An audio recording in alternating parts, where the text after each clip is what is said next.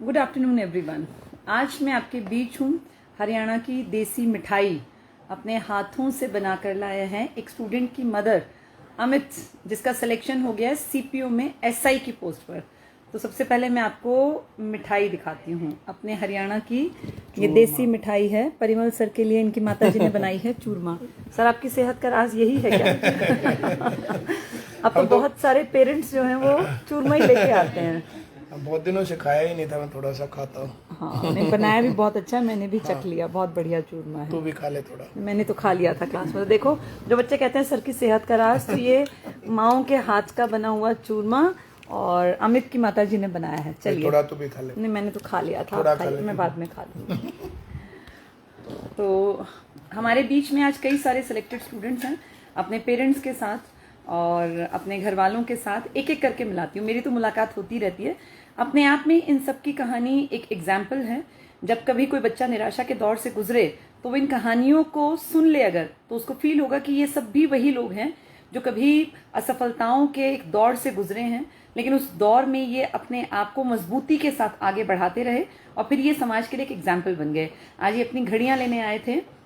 Meham branch के students हैं, सोनीपत के अपनी एक स्टूडेंट है।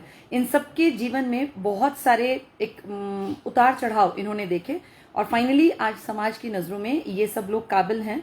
और आज ये अपने हरियाणा के अलग अलग एरिया से आए लोग सेलेक्ट होके अलग अलग चीज़ों में, केवीएस के टीचर हमारे बीच में हैं, सीपीओज में एसआई के पोस्ट पर सेलेक्ट हुए हमारे बीच में हैं और हरियाणा पुलिस में अपनी सेवाएं दे रही बेटी भी हमारे बीच में है। चलिए, आपकी मुलाकात कराती हूँ। सबसे पहले अमित से। अमित, तुम स्क्रीन पर हो, ये घड़ी आज हासिल करके कैसी फील आ रही है? गुड आफ्टरनून सभी को। जब सेंटर पे एडमिशन लिया था तो सोचा नहीं था कि इतनी जल्दी मिल जाएगी घड़ी ये। क्योंकि टाइम कम से कम 2-3 साल मैंने भी सोच रखा था, लेकिन सर की मैम की गाइडेंस से और खुद की मेहनत से, मम्मी पापा के आशीर्वाद से बहुत जल्दी ये सपना पूरा हो गया। तो जैसे जब बच्चे घड़ी लेने आते थे तब तुम क्या सोचते थे उनके बारे में? उनके बारे में मतलब मैं खुद का स्ट्रगल देखता था। मैं सोचता था कि एक दिन जाके ये जैसे अपनी स्टोरी बता रहे हैं, वो सब कुछ एक्सप्लेन कर रहे हैं अच्छे से, लोगों को मोटिवेट कर रहे हैं। एक दिन मेरा भी ऐसा टाइम आएगा कि हाँ, जो मेरे साथ अप्स डाउन्स आए हैं या जो मेहनत की, वो एक दिन लोगों को वो भी पता चलेगी और लोग इंस्पायर होंगे। क्योंकि जो गलती हम कर लेते हैं, जैसे सभी बोलते हैं कि दूसरों की गलतियाँ सीख ले तो वो अच्छा होता है, लेकिन कुछ चीज़ें ऐसी होती हैं जो अगर खुद पे बीते और फिर खुद उससे बाहर निकले, उसका मजा अलग ही होता है। अलग ही होती है। और इस, जैसे मैं बहुत बार कहती हूँ, स्ट्रगल का जो दौर है ये इसकी अपनी एक खूबसूरती है। और जब हम एक मुकाम हासिल कर लेते हैं तो वापस जब उस रास्ते को देखते हैं तो अपने ऊपर प्राउड फील होता है कि कितना कितना कैसा कैसा समय हमने काट दिया और आज हम यहाँ तक पहुंच गए। तो तुम्हारा भी काफी लंबा सफर रहा। पहले मैं मिला देती हूँ तुम्हारे पिताजी से। हमारे बीच में सर, आपका शुभ नाम? नरेश कुमार। नरेश कुमार जी। सर, आप क्लास में बता रहे थे कि आप ड्राइविंग को आपने अपना प्रोफेशन बनाया। सर, बताइए जरा, क्या स्ट्रगल आपने जीवन में देखा? मैं पहले, मेरा शौक ही था ड्राइविंग का, तो मैं वो अपना करते करते गया। मैं अब इंडिया का सबसे बड़ा और सबसे बेस्ट ट्रक चलाता हूँ। अच्छा, इंडिया का सबसे बड़ा और सबसे बेस्ट ट्रक। सर, कितने टायर वाला ट्रक होता है ये? एक 268 टायर है। 268 टायर वाला ट्रक आप चलाते 7 हैं? करोड़ कीमत है उसका। 7 करोड़ का एक ट्रक। और पिछले 22 साल से चला रहा हूँ। और मैं पिछले 25 साल में मतलब 1.5 साल 2 साल ही कर रहा है। अच्छा, आप बता रहे थे आपका संघर्ष बड़ा रहा। आप साल में सिर्फ 1 महीने की छुट्टी पर आते हैं और 11 महीने आप अपने परिवार से दूर रहते हैं। जैसे मैं 1 दिसंबर को ड्यूटी गया था, कल शाम को आया हूँ। अच्छा, 6 महीने बाद आज आप लौट के आए, कल शाम को आप आए हैं। तो सर, कल आने का खास क्या वो रहा? बस ये इसको यहाँ लेके आना था, बेटे को लेके आना था और ज्वाइनिंग पे जाना था। फिर 6 महीने बाद ये आता, मैं फिर शायद 6 महीने बाद आता है। मतलब बाप बेटे अब दोनों जो हैं, अब वही बात है, जल्दी मुलाकात कब होगी कब नहीं, इसलिए आप आ गए। सर, कैसा फील हो रहा है? आपका बेटा एसआई लग गया, इसके कंधों पे 2 सितारे लगेंगे, तो हर माँ बाप का सपना होता है कि हमारा बेटा वहां तक पहुंचे। आपका बेटा पहुंच गया, ऐसी उम्मीद आपको थी इससे? उम्मीद तो थी मैडम, लेकिन इतनी जल्दी वो नहीं था। बीच में बहुत कुछ हुआ। 2 साल में डिप्रेशन का इलाज भी करवाया इसका। अच्छा, बहुत कुछ था, लेकिन उन्होंने भी बहुत मेहनत करी और डटे रहे। नहीं, आपका भी संघर्ष देखते होंगे ना बच्चे के पिताजी 11-11 महीने आप जो परिवार से दूर रहे, सिर्फ इनके लिए तो सोचते रहे कि भाई इनके लिए कमा के मैं अपना और 11 महीने मेहनत करके 1 महीने अपने परिवार के पास जाऊंगा, तो कम से कम उनका 12 महीने का खर्चा उठाना ये अपने आप में एक संघर्ष था सर। तो ये आपके एक बीइंग अ फादर, एक पिता होने के नाते आपने अपना ड्यूटी जो बनती है भाई परिवार के खर्चे को, परिवार को पालना, वो आपने बड़े अच्छे तरीके से किया। और बहुत सारे लोग तो मैंने देखा है यूं सोच के कि भैया परिवार से इतने दिन दूर रहना है, नौकरियां ही छोड़ देते हैं। आप उस नौकरी पे डटे रहे और जिंदगी के एक जैसे जवानी के पूरे साल आपने अपने कार्य क्षेत्र में लगा दिए, बाहर निकाल दिए। पर सर जो अब ट्रक ड्राइवर्स की इमेज होती है सर, आप उससे बिल्कुल उल्टे आपकी हो और पर्सनालिटी भी नहीं है जिम्मेदारी सर के साथ ऐसी। आपने तो ये काम किया है और उतना ही जिम्मेदार आपका परिवार भी दिख रहा है। जो भी देखता है वो सर्विस में बताता है। सर्विस, और आप तो सर ऐसे जैसे बड़ी अच्छी पर्सनालिटी है। एक्स सर्विसमैन वहाँ से छोड़ करके बैंक में कहीं पर जॉब कर रहे वीडियो हो। देखता था, मैं कोचिंग का इनको एड्रेस मैं बताया क्योंकि मैं आपके जब खाली टाइम होता है तो काफी सालों से देखता हूँ आपके मैम के, तो उनको फिर मैं बोला कि अपने शहर में है, कम से कम जाके देख लो एक बार 2-3 महीने, तब फिर ये वहाँ पे एडमिशन लिया इसलिए। तो ये अमित पिताजी ने भेजा तुम्हें, बहुत अच्छा हो गया। पिताजी ने मतलब जो डिसीजन लिया सही लिया, उससे तुम्हारा जीवन जो है उसको एक नई दिशा मिल गई। चलिए माता जी हमारे साथ स्क्रीन पे हैं, आपका शुभ नाम? आशा जी। आशा जी आप सच में आशा से भरी हुई हैं और आपने अपने परिवार को जो है, पति 11 महीने बाहर है और हमारे समाज में अपने बच्चों को एक तरह से खुद ही पाला आपने। जब 1 महीने के लिए हस्बैंड आते थे, उसके बाद फिर 11 महीने तो देखिए घर में कभी बिजली खराब हो गई, कभी नल खराब हो गया, बच्चों के स्कूल जाना पड़ा, तो बहुत संघर्ष आपने दोनों हस्बैंड वाइफ ने किया। पर इसका नतीजा ये निकला कि आपका परिवार बहुत संस्कारी है, दोनों बच्चे आपके बड़े समझदार हैं। अभी इनकी उम्र उतनी नहीं है जितने ये समझदार हो गए हैं। इस सबका श्रेय आपको जाता है क्योंकि आपने being a lady, being a mother, एक औरत होने के नाते बहुत अच्छे तरीके से अपनी ड्यूटी निभाई। और आपकी प्यारी सी बिटिया जो है वो स्क्रीन पर दिख रही है। बेटी आपका नाम? मुस्कान। बहुत खूबसूरत नाम है बेटा, हमेशा भगवान तुम्हारे चेहरे पे इस मुस्कान को Maturity रखे। इतनी लड़की पर मैं तो ये सोच रहा था मास्टर्स करके आई है लड़की। कितनी एज है अभी? अभी कितनी? 12th पास की।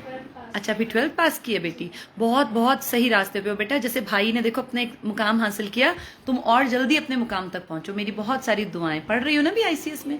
कहाँ पे जा रही हो? महम में? हाँ ठीक है बेटा, बहुत अच्छा। अच्छे से हर रोज का काम हर रोज करती रहना, जल्दी से लग जाओगे। तो ये अमित का एक खूबसूरत सा परिवार था। देखिए भगवान जो सबसे बड़ी किसी को नेमत दे सकता है ना, वो एक खूबसूरत परिवार है।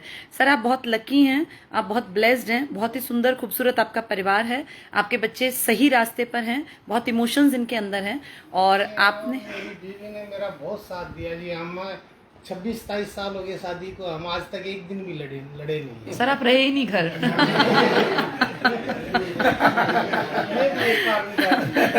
आप एक ही महीने के लिए आते थे तो वो उसमें भी क्या लड़ती, फिर उसमें तो प्यार ही खत्म नहीं होता था। जी जी नहीं सर, आपके बच्चे जो है ना वो दिखा रहे हैं कि आपकी वाइफ सच में बहुत संस्कारी हैं, बहुत गुणी हैं और इसलिए एक खूबसूरत परिवार जो है ईश्वर ने जो आपको दिया, इन्होंने उसको संभाल के रखा। इनफैक्ट बहुत खूबसूरत आपने जो बच्चे। मेहनत की है ना, आपकी वाइफ ने वो सारी बातें आप संस्कारों के रूप में बच्चों के अंदर डाल दी।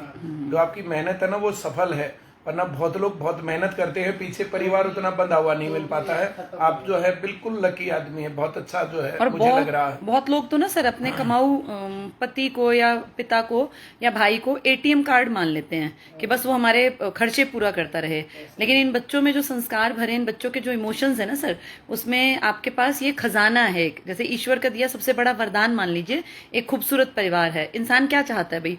एक बेटा, एक बेटी, भाई अच्छी वाइफ है, तो बहुत सुंदर परिवार है।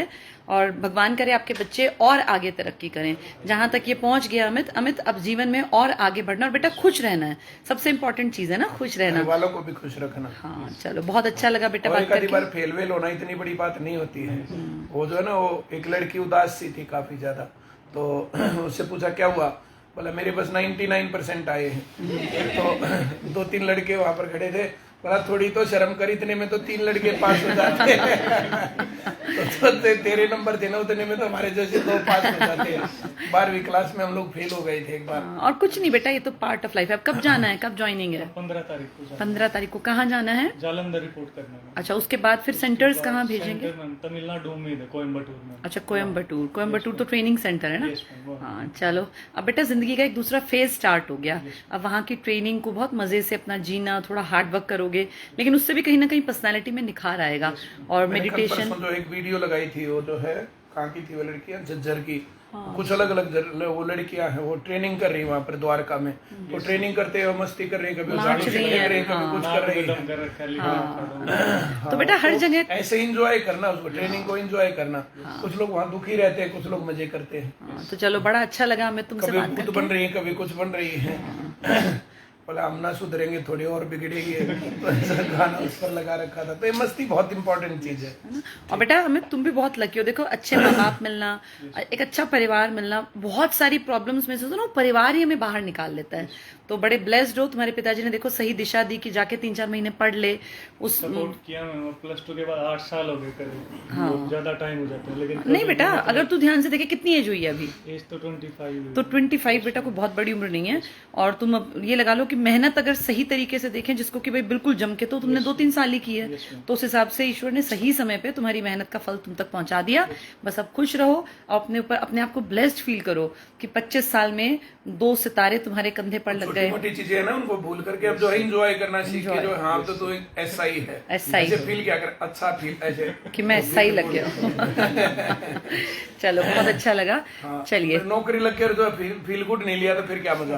और बेटा देखो तुम्हारी मेहनत से तुम्हारे पिताजी के, माँ के, बहन के, सबके चेहरे पे जो ये मुस्कान है, इसका कारण तुम बने हो। तो तुम भी बहुत ब्लेस्ड हो कि हम किसी की खुशी का कारण बने, हम एक परिवार में ऐसा कुछ करें कि उस परिवार का नाम जो है वो आगे तक पहुंचे, एक रोल मॉडल बन गए। कितने ही माँ बाप अब कहेंगे कि हमारा बेटा भी अमित जैसा बने, ये प्राउड की बात है। चलो बड़ा अच्छा लगा बेटा तुमसे बात करके। आप दोनों का भी बहुत बहुत शुक्रिया। वेलकम बेटा, वेलकम। चलिए हमारे बीच में अमित थे। अब आ जाओ बेटा। अब मैं मिलवाती हूँ अपनी एक बहुत होनहार सी बिटिया से, सोनीपत में ही पढ़ी, भोंडसी में ट्रेनिंग कर रही थी। तब एक दिन हमें जाने का मौका मिला तो वहाँ पता चला था 600 लड़कियों की ट्रेनिंग का बैच था। लास्ट ईयर की बात है, शायद सर्दियों से पहले। उनमें से 400 प्लस लड़कियाँ ICS की थी। तो वहाँ बड़ा मजा आया था हमें, और हम लोगों ने उनके साथ 1-2 वीडियोस भी बनाई थी जो सोशल मीडिया पे डाली भी थी। ये बेटी बता रही थी इसने भी आफ्टर मैरिज पढ़ाई की, हस्बैंड बहुत कोऑपरेटिव मिले, परिवार बहुत अच्छा मिला, मदर इन लॉ बड़ी अच्छी मिली, और सासू माँ ने कभी ये नहीं कहा कि काम कर, पढ़ाई पे से नहीं उठाया। तो इन सब कारणों से ये सक्सेस का रास्ता कवर कर पाई, वहां तक पहुंच पाई। बता रही थी कि जब फिजिकल की डेट आई तो इसका बेटा जो था, कितने दिन का था? बेटी 7 महीने। जब पहले डेट आई थी, जब तुम लोग, बेटी शायद पैदा ही हुई थी शायद, डिलीवरी के टाइम की बात कर रही थी। हाँ ये बता रही थी, हाँ ये बता रही थी कि इसकी डिलीवरी हुई जब, उसके ही हेरफेर में ये था कि पेपर होने वाला था। तो ये था कि आज होगी डिलीवरी, कल होगी नहीं पता। पेपर देने गई थी, और वो पेपर इसके लिए इतना लकी साबित हुआ कि इसको लगभग तो सारा पेपर आता था। और वहां ये कह रही थी कि मेरा टाइम से 10 मिनट पहले पेपर कंप्लीट हो गया, और मैं कंफर्म थी कि मेरा इसमें सिलेक्शन होगा। तो ये बेटी भी इसकी बड़ी लकी रही और हमारे बीच में। चलिए इसके संघर्ष की कहानी में इसी की जबानी सुनवाती हूँ। Hello, good afternoon. हाँ बेटा अपना नाम बताओ पूरा। अन्नू मैम। अनु, कितनी एज हो गई? मैं 26। 26। जब हमारे पास आई तब कितनी उम्र थी? 24 थी। और अपने आप आई थी पढ़ने या हस्बैंड ने कहा था कि पढ़ लेना चाहिए? मैम खुद दोनों का ही। दोनों का डिसीजन था। और शादी कब हुई थी तुम्हारी? 16 में मैम। 16 से फिर तुम पढ़ने आई हमारे पास 2022 में पढ़ने आई। कोरोना से पहले। अच्छा कोरोना से पहले 20 में आ गई थी, फिर कोरोना आ गया था मेरे ख्याल है ना। मैम 3 महीने यहाँ पे रेगुलर पढ़ी थी। सर बोलते थे कि जितना यहाँ पे पढ़ते हो उतना ही घर पे पढ़ना। तो मैंने सुभाष चौक पे लाइब्रेरी ले ली, ज्वाइन कर ली। ठीक। तो मैम यहाँ से क्लास खत्म होते ही मैं शाम तक वहाँ पे पढ़ती थी। क्योंकि घर पे माहौल नहीं मिल पाता होगा ना पढ़ने का उस हिसाब का। मैं घर पकड़ती नहीं थी, पहले काम खत्म कर लेती थी। अच्छा, घर जाने से पहले अपना पूरा होमवर्क और ये सब खत्म करती थी। और तुम्हारे हस्बैंड जो है, सर आपका शुभ नाम? नवदीप।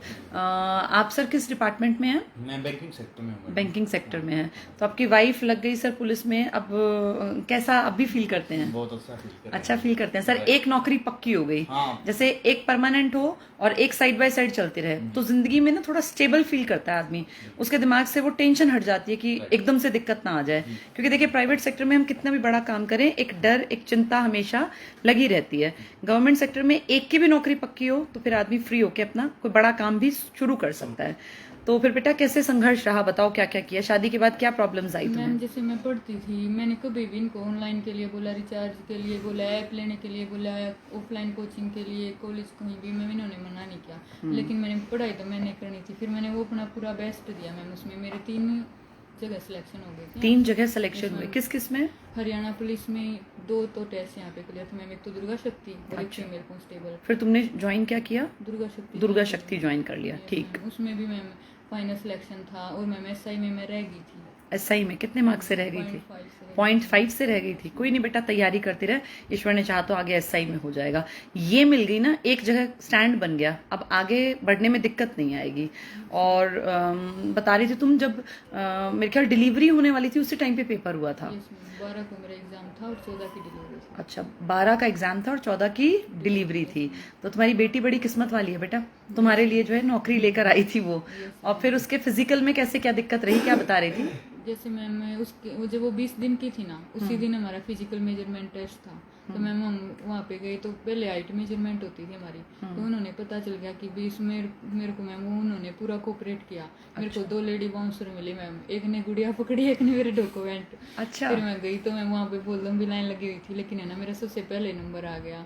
20 मिनट में मेरा पूरा प्रोसेस हो गया था। वो जैसे ही हाइट के लिए नापने लगे ना मैम, तो मैं सीधी खड़ी हो गई। वो बोला अरे ऐसे सीधा मत, तो आपकी तो वैसे ही पूरी है। अच्छा। फिर मैम कंप्लीट हो गई थी। लेकिन मैम फिजिकल में मेरे को कुछ भी नहीं पता था, ना मैं कभी रनिंग वगैरह एक सब करती थी, ना मैं गेम से कभी जुड़ी थी। तो इन्होंने मेरा फुल सपोर्ट किया और सब कुछ इन्होंने किया, खाना पीना, फिजिकल डाइट वगैरह, वही सुबह शाम की ट्रेनिंग, प्रैक्टिस। तो सर आप तो कोच भी बन गए बैंक में काम करते करते। अच्छा, आप कोच ही हैं? पहले। ओहो, चलो ये बहुत बढ़िया रहा। देखो, इसे कहते हैं कि ईश्वर जो है वो नियति में पहले से ही इस चीज को सेट कर देता है कि तुम्हें हस्बैंड जो मिले वो पहले से कोच रहे हैं। तो फिर डाइट का ध्यान रखा, फिर जल्दी अपने आप को ठीक कर लिया। फिर डिलीवरी के कितने दिन बाद फिजिकल दिया? 6 महीने बाद मैम। 6 महीने बाद। बहुत लोग तो कहते हैं भाई 6 महीने तक तो बिल्कुल भाग दौड़ करनी ही नहीं 3 चाहिए। महीने तो जैसे बिल्कुल बेड रेस्ट था। उसके बाद मैम इन्होंने बिल्कुल 1.5 मेरे महीना को वॉकिंग स्टार्ट की मैंने। पहले तो पैदल चलाया मतलब मैम। 3 महीने के बाद? हाँ जी। अच्छा, धीरे धीरे पहले वॉक करना शुरू किया क्योंकि ऑपरेशन से बेटी हुई थी। हाँ जी। फिर मैंने थोड़ी थोड़ी साइकिलिंग शुरू की। स्पीड नहीं आती थी बिल्कुल, बहुत लेट टाइम आता था मेरा। ये बड़ा संघर्ष रहा होगा क्योंकि शरीर जो है एकदम से वही एक ऑपरेशन के बाद जब बच्चा होता है तो उसके बाद शरीर को ठीक होने में, घाव भरने में ही समय लग जाता है क्योंकि पेट की कई लेयर्स होती हैं जो वो स्किन की वो कट के तब डिलीवरी होती है। सी सेक्शन तो वैसे ही बड़ा मतलब थोड़ा सा समय लेता है भरने में। फिर धीरे धीरे वॉक करने के बाद साइकिलिंग की, उसके बाद मैम थोड़ी थोड़ी रनिंग स्टार्ट की। पहले first time madam 200 meter running. 200 meter running की बस। और वैसे रनिंग असलियत में कितने की होती है जब करा? 1 किलोमीटर भागना होता है। अच्छा, 200 प्रैक्टिस करते करते फिर 300 फिर 400 ऐसे भागते गए। हाँ, तो बेटा बड़ा मतलब संघर्ष रहा तुम्हारा। मैं दोनों टाइम ग्राउंड पे जाती थी मैम, और खाने पीने का इतना ध्यान रखते थे घर पे सभी मेरा। और इनको ही पता, मैं फिजिकल का तो सबसे ज्यादा, मैं इनको जो कहते थे मैं बस वो कर लेती थी। एक्सरसाइज भी डेली की अलग अलग होती थी मैम, फिर मेरे को याद नहीं रहती थी कल क्या करवाया आजकल, जब बताते थे ना तो भी करती थी मैं। अच्छा, चलो दोनों ने मिलके अपनी, बड़ा अच्छा लगता है जब हम देखते हैं कि भाई यंग जो कपल है वो अपनी संघर्ष की यात्रा एक साथ शुरू करता है, फिर दोनों हस्बैंड वाइफ संघर्ष करते करते कामयाब हो जाते हैं, तो बड़ी खुशी मिलती है। तुम्हारा भी जो पेयर है, तुम्हारा जो कपल है, ये एक एग्जाम्पल सेट करेगा कि कैसे दोनों ने मिलके और जीरो से शुरू किया और फिर समाज में एक उदाहरण बन गए। जिस चीज़ की तुम्हें ज़रूरत रही टाइम पे वो घर वालों ने मुहैया करा दी। अच्छा ससुराल मिला, मदर इन लॉ अच्छी मिली, सास ने बहुत हेल्प की, हस्बैंड ने हेल्प की, फिर आगे ईश्वर ने भी, नियति ने भी तुम्हारा साथ दिया और तुम्हारी मेहनत सबसे मेरे को ये ऊपर। लगता है मैम, जैसे कि जो कुछ भी हुआ ना, जैसे मतलब किसी को कुछ मुकाम तक पहुंचाने के लिए ना सारी कायनात जुट जाती है ना, मेरे को ऐसे लगा कि सारी कायनात मेरे पे जुट जुटी गई कि हुई भाई है। हमें जो है अन्नू को सरकारी नौकरी में पहुंचाना है। ऐसा सच में होता है कि जब हमारे भाग्य में कुछ लिखा है ना, हम थोड़ी सी मेहनत करें तो थोड़ी सी मेहनत के बाद रिजल्ट बड़े अच्छे अच्छे आने लगते हैं। तो वो मेहनत तुमने की, तुम अपनी जगह अटल तरीके से खड़ी रही। और उस टाइम पे जब बहुत सारी लड़कियां बहाने मारती हैं कि भाई अब तो बेबी हो गया, अब हम क्या भाग दौड़ करेंगे, अब हम तो क्या पढ़ेंगे, उस टाइम पे तुमने अन्नू बहुत संघर्ष किया। उसी संघर्ष के कारण तुम हरियाणा पुलिस में आज बढ़िया जगह, अपने होम टाउन में ही, सोनीपत में ही ससुराल है और सोनीपत में ही पोस्टिंग मिल गई। ये बहुत पॉजिटिव बात है, वरना बहुत लोगों की तो जिंदगी, सोनीपत में ही सेंटर है मैम। हाँ सोनीपत में ही सेंटर है। तो बड़ा अच्छा किया, अच्छा लगा आप लोगों से बात करके।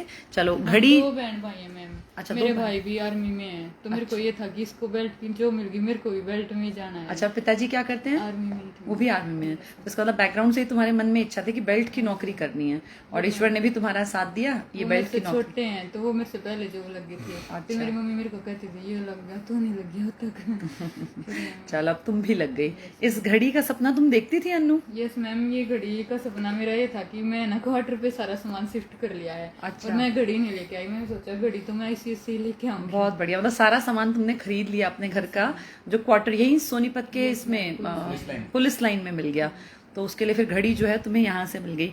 अब पता है अनु ये घड़ी में क्या खास बात है, रात में भी चमकेगी क्योंकि इसमें रेडियम लगा हुआ है।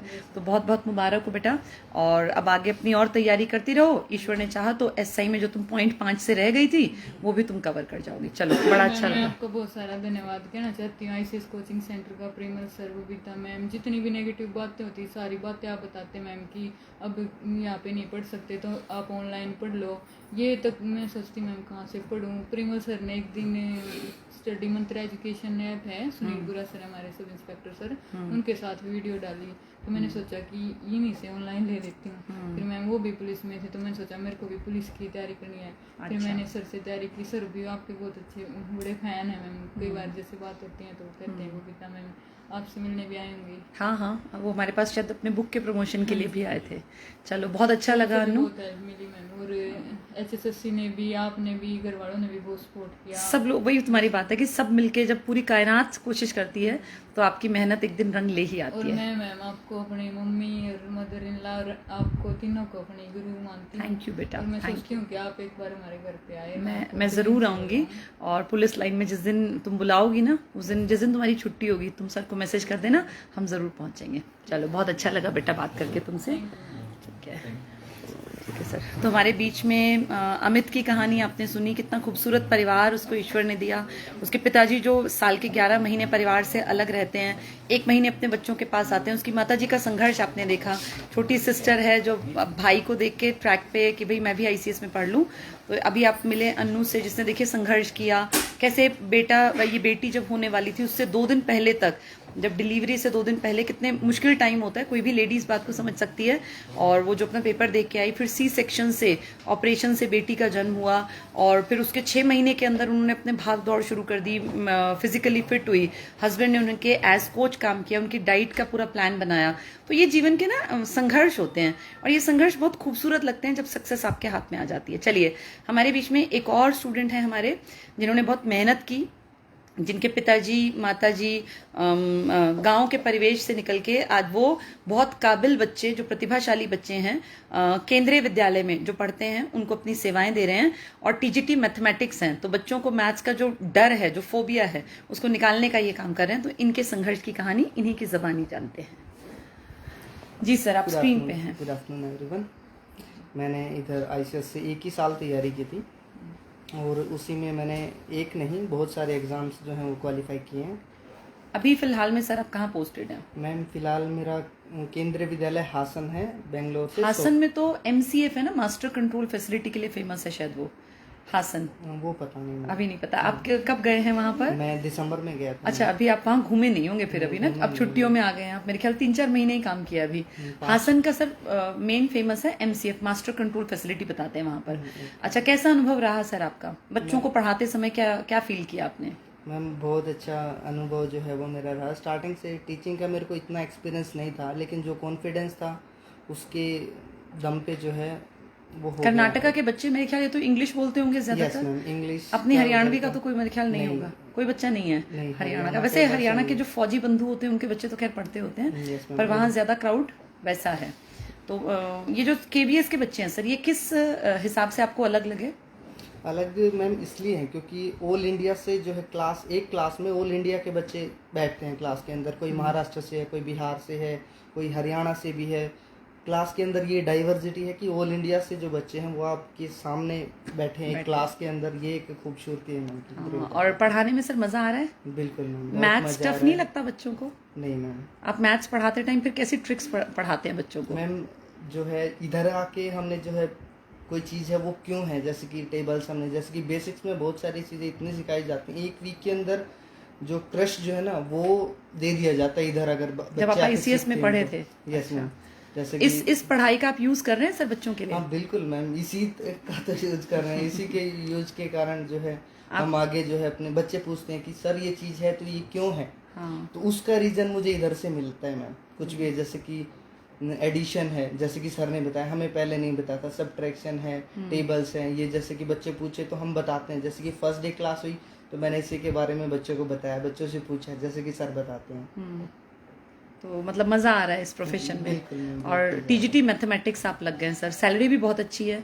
आपके साइड में पिताजी बैठे हुए हैं। नमस्कार सर। नमस्कार। क्या नाम है सर आपका? जसवंत जी, जसवंत जी। सर कौन सा गांव है आपका? मतने। मातन हिल से। और आप क्या करते हैं सर? मैं अभी तो जी अपना सोशल वर्कर है, सोशल वर्कर सामाजिक है, सेवक हूँ। सामाजिक सेवक यही है। बात। समाज में आप अपनी सेवाएं दे रहे हैं सर, बहुत बढ़िया सर। ये भी बड़ा नेक काम है और बहुत कम लोग हैं जो समाज सेवी होते हैं, तो अच्छा लगा मुझे आपसे मिलके। बेटा आपका टीचर लग गया, अब जब ये पढ़ता था सर तब ये था आपको कि लग जाएगा एक दिन, ये था मन में थी ये बात? तो आपकी परवरिश में मतलब ये बात थी, आपको लगता था कि मैंने अपने बच्चों में ऐसे संस्कार डाले हैं कि वो पढ़ लिख के काबिल बन जाएंगे। और टीचिंग में गया सर, कैसा महसूस करते हैं? बहुत बढ़िया। टीचिंग से बढ़िया तो कहते हैं भाई एक नोबेल प्रोफेशन है। कुछ नहीं है जी, टीचिंग से बढ़िया कुछ भी नहीं है। हाँ, मतलब दुनिया के बच्चों को सही राह दिखा रहा है आपका बेटा, ये अपने आप में बड़े खुशी की। देखिए काम तो सारे ही अच्छे होते हैं, समाज चलता तभी है जब सब तरह के काम हो, लेकिन टीचिंग में ये है कि ये जैसे आपका बेटा है, ऐसे कितने बेटों को, बेटियों को पढ़ा लिखा के काबिल बना देगा। माता जी हमारे साथ स्क्रीन पे है। नमस्कार जी, आपका शुभ नाम? सरिता देवी। अच्छा सरिता देवी जी, आपका बेटा लग गया और अब बच्चों को पढ़ा रहा है। आप मुझे बता रही थी आप भी आंगनवाड़ी वर्कर हैं। हाँ जी, मेरी आंगनवाड़ी स्कूल में केवीएस में मैं उन बच्चों को देखती हूँ तो मेरा बेटा मेरे को याद आता है। अच्छा, आंगनवाड़ी में तो छोटे छोटे बच्चे आते होंगे? हाँ जी। कितनी उम्र के बच्चे आते हैं? 6 साल तक के। 6 साल तक के, 3 से 6 साल तक के। तो आपको अपना बेटा याद आता है कि मेरा बेटा भी यहाँ वहाँ कहीं किसी बच्चों को के साथ खेल रहा होगा, पढ़ा रहा होगा, खुशी महसूस होती है। खुशी महसूस होती है। देखिए आप में भी पॉजिटिविटी है कि आप जो दूसरों के बच्चे आपके पास आते हैं आंगनबाड़ी में, तो आप उनको देख के अपने बेटे को रोज याद कर लेती हैं कि मेरा बेटा भी ऐसे ही बच्चों को पढ़ा रहा होगा। आपको विश्वास था कि आपका बेटा लग जाएगा? मेरा बेटा मैडम +2 करते करते लगता यहाँ तक पहुंचा है। अच्छा, मतलब मेहनत की है। कितनी एज हो गई बेटा? मैम मेरी 25 एज हुई। 25 एज हो गई। तो तुमने +2 किस स्ट्रीम से की थी? मैम नॉन मेडिकल से। अच्छा, उसके बाद क्या किया? नॉन मेडिकल के बाद मैम मैंने बीएससी की और उसके बाद बीएड किया। बीएससी बीएड करके मैंने बीएड में अपेयरिंग में सीटेट का एग्जाम दिया था अच्छा। और वो मेरा क्लियर हो गया था। उसके बाद ये एग्जाम्स आए और मैंने। अच्छा, फिर तुमने स्टेट भी हो गया मैडम। अच्छा। स्टेट भी हो गया। अच्छा, एचटेट भी हो गया। मतलब अगर ये वाला जो पेपर दे रखा है जो टीजीटी वाला है, अगर ये हो जाता है तो फिर अपने हरियाणा राज्य में ही आ जाओगे?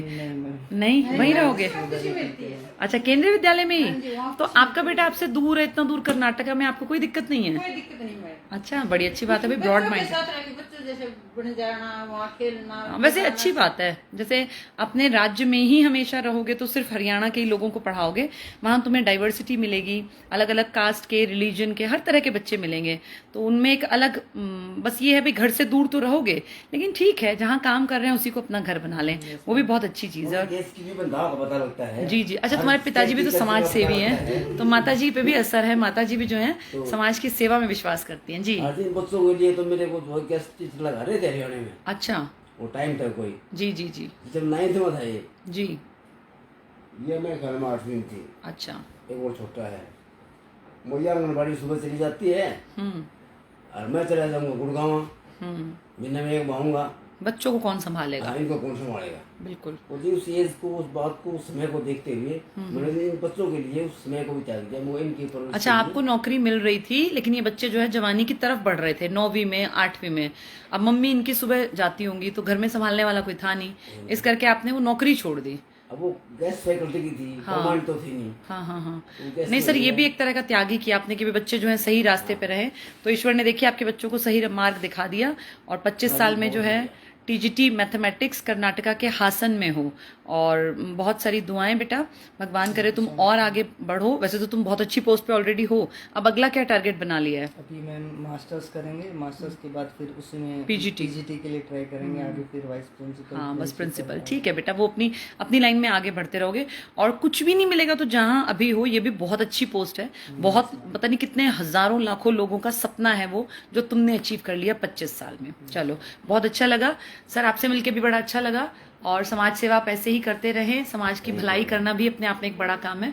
और आप आंगनवाड़ी वर्कर हैं तो आंगनवाड़ी में आप बच्चों को ऐसी ही शिक्षा देती रहें, और जैसे आपने अपने बच्चे के ऊपर काम करके इसको लायक बना दिया, ऐसे आप जितने बच्चे आपके पास आए आप उनमें भी ऐसे ही गुण भरती रहें। चलिए, बहुत बहुत धन्यवाद। ठीक है बेटा। चलिए, तो ये हमारे बीच में थे। आपने देखा कोई सीपीओ में अपनी सर्विस देने जा रहा है, 15 जून को उनको जालंधर बुलाया है। फिर बेटी हमारे बीच में थी अन्नू, जिन्होंने हरियाणा पुलिस में अपनी सेवाएं दे रही हैं। अभी हमारे बीच में टीजीटी मैथमेटिक्स थे। इनके परिवार वालों से आप मिले। देखिए, सबके जीवन के संघर्ष अलग होते हैं, इन सबके संघर्ष भी अलग रहे।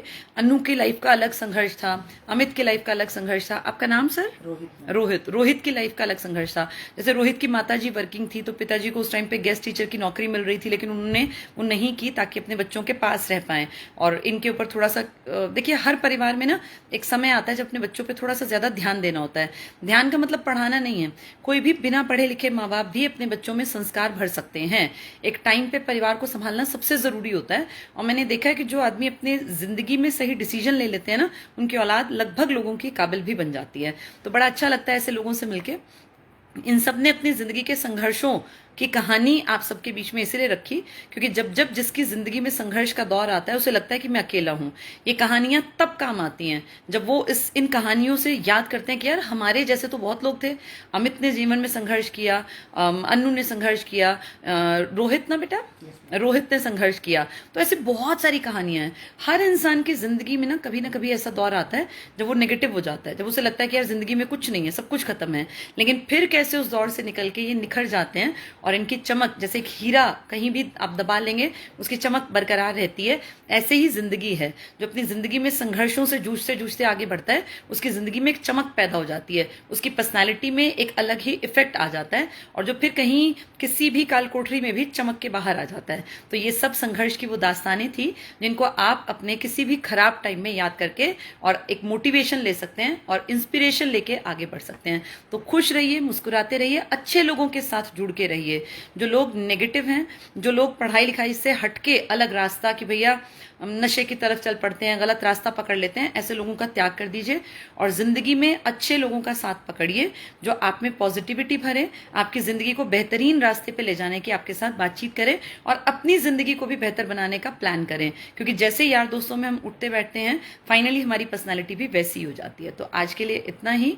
बहुत बहुत धन्यवाद। जितने लोग जुड़े सभी लोगों का बहुत बहुत शुक्रिया। Thank you.